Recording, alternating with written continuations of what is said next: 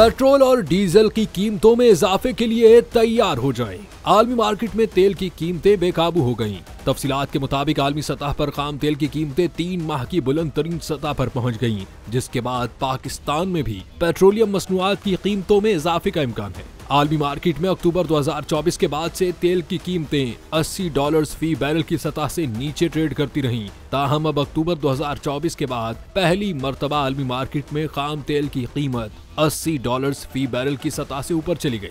आलमी मार्केट में बरतानवी खाम तेल की कीमत में 4.5% से जायद का बड़ा इजाफा हुआ है। $3.50 के इजाफे से फी बैरल बरतानवी खाम तेल की कीमत $80.42 हो गई।